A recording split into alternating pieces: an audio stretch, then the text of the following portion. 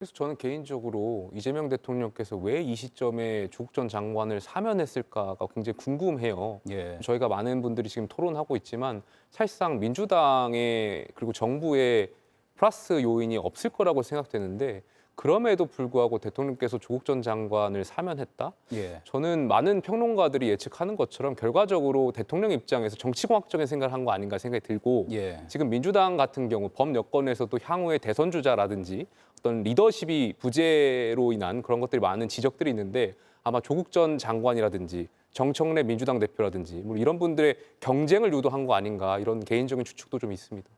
그건 좀 말이 안 되는 것 같은 게요. 예. 그 누구도 정권을 잡고 나서 후계자를 키우는 그런 일을 하지 않습니다. 그러니까 우리 젊은 정치인들께서도 다 이 여의도에 와서 보면 정무적 판단들을 다 하거든요.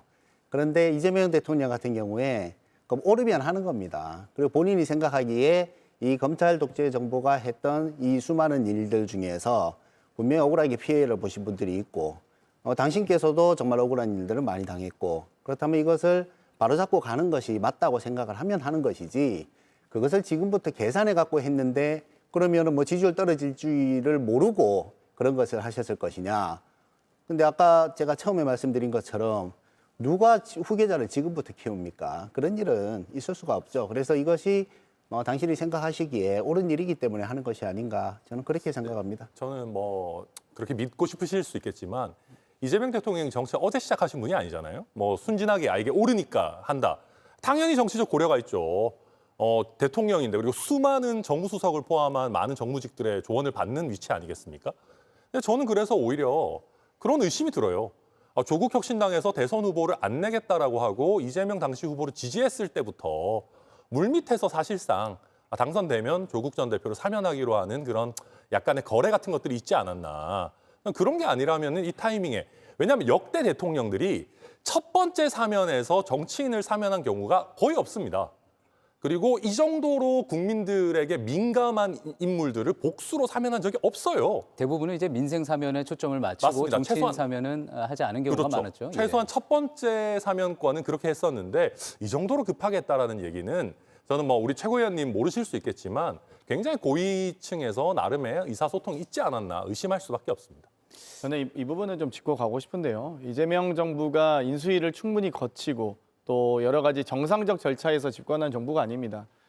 정말 직전 정권에서 위헌위법적인 이 비상계엄을 통해서 내란을 일으켰고요. 심지어 대통령이 탄핵된 상태에서 빠르게 국정을 수습하고 추락한 어떤 국가 신임도나 이 경제적 여건을 재건해야 되는 그런 과업이 있었거든요.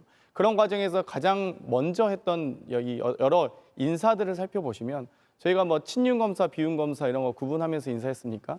전 정권 인사, 현 정권 인사 구분하면서 민주당 편 아닌 편 나눴습니까? 그러지 않았습니다.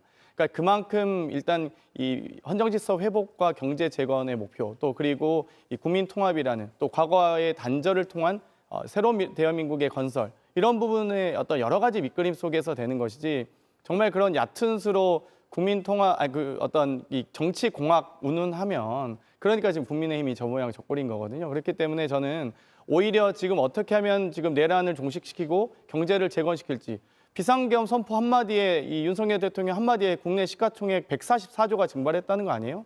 경제 성장률 1.67%였는데 0.2% 최소 12조가 증발했던 거 아니겠습니까? 그러면 그런 것들을 회복하기 위한 노력들 코스피 지수 2,400까지 갔다 3,200까지 가는 그런 나라를 만들고 있는 거잖아요. 그렇다면 사면권에 대한 대통령의 고도의 통치행위입니다. 그리고 지지율이 다소 낮아질 것을 고려해서 감안해서 하신 어떤 결정이라면 그런 부분을 꼭 정치 공학으로만 해석할 것이 아니라 최소한 대한민국이 어떻게 그럼 나아가야 될지 그럼 계속 이제 정치인 사면 없이 정말 민생 사면에 국한해서 8.15 사면을 했어야 된다고 하는 것인지 거기에 대한 비판을 해주셨으면 좋겠고요. 그러니까 이 단순하게 공학에 대한 얘기만 하시지 마시고 그러면 어떤 사면이 됐어야 되는지 그럼 앞으로 계속적인 정치인 사면을 앞으로 대통령 사면권에서 이 절대적으로 극단적으로 제한하자는 제안을 하실 것인지 절대 그렇게 못하거든요. 왜냐하면 국민의힘 소속의 많은 부패 비리 혐의 가졌던 의원직 상실을 받았던 정치인들 다 사면 됐습니다. 같이. 송원석 의원 원내대표가 문자 보내다가 사진에 공개된 적 있지 않습니까? 그러니까 제가